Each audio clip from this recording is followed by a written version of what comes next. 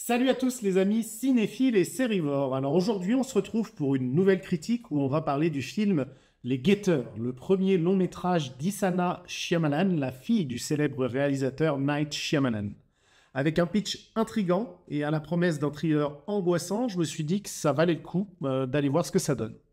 Alors est-ce que le talent est héréditaire chez les Shyamalan? Spoiler, c'est pas si évident. Allez, c'est parti pour la critique.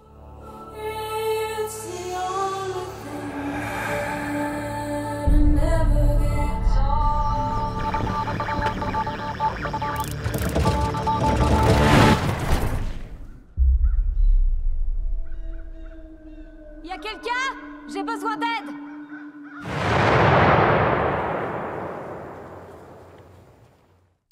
Les guetteurs nous plongent dans une forêt mystérieuse en Irlande où Mina, notre protagoniste, trouve refuge dans une maison déjà occupée par 3 autres personnes.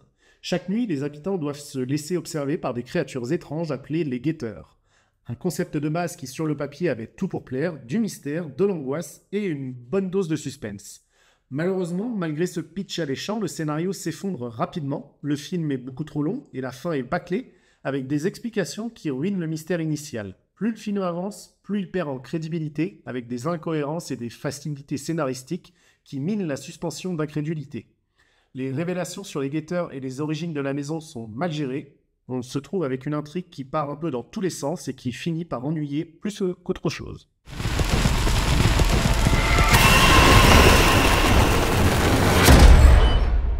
Vous avez 5 secondes avant qu'on verrouille la porte. 5, 4, 3, 2...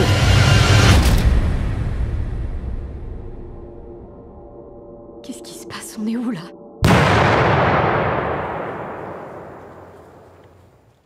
Les performances des acteurs sont assez fades et manquent de profondeur. Dakota Fanning, en personnage principal, bien que convaincante par moments, ne parvient pas vraiment à sauver le film. J'ai trouvé son ton assez monotone. Les autres personnages sont oubliables et leurs actions sont souvent illogiques, ce qui les rend peu attachants et parfois même un peu agaçants, je dois dire. La dynamique entre les personnages manque de cohérence et de crédibilité, ce qui nuit à l'immersion du spectateur. On a vraiment l'impression que les acteurs ne croient pas réellement à ce qu'ils font, notamment au scénario dans lequel ils sont, et ça se ressent bien entendu devant l'écran.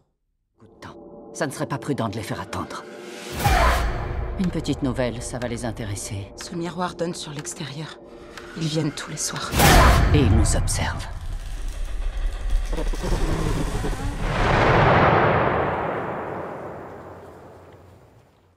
Sur le plan technique, on sent les prémices d'un talent chez la jeune réalisatrice de seulement 23 ans, notamment dans l'utilisation de la photographie pour renforcer l'atmosphère oppressante.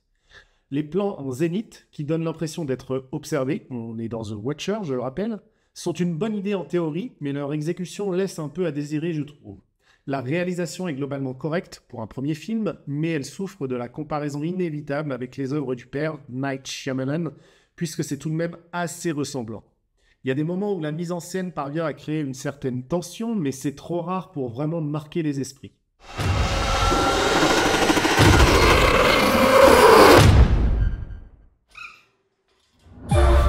Tu es là depuis quand? J'en sais rien. Tu les as jamais vus? Ceux qui les voient ne survivent pas.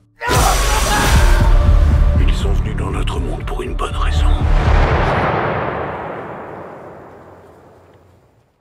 L'ambiance sonore est l'un des points forts du film, avec des bruits plutôt inquiétants et des sons de créatures qui ajoutent à l'atmosphère oppressante. Cependant, la musique ne parvient pas à compenser les faiblesses du scénario.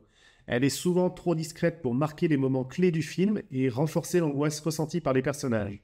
C'est dommage, parce qu'avec une bande-son plus marquante, on aurait pu sauver quelques scènes très clairement. Vers là. Il n'est pas question que je reste ici. Ils nous laissent la vie sauve parce que nous respectons leurs règles.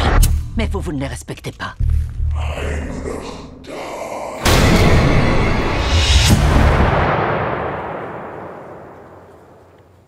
Au final, Les Guetteurs est une réelle déception. Malgré un pitch alléchant et quelques bonnes idées, le film s'enlise dans les travers récurrents du cinéma de Night Shyamalan ces dernières années.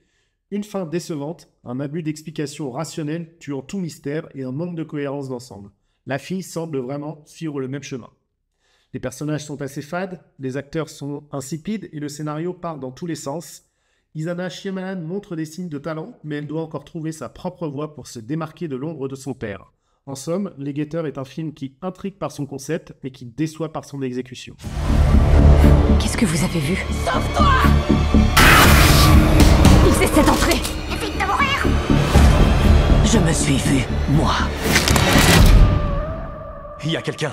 Si vous l'avez vu, n'hésitez pas à dire ce que vous avez pensé dans les commentaires.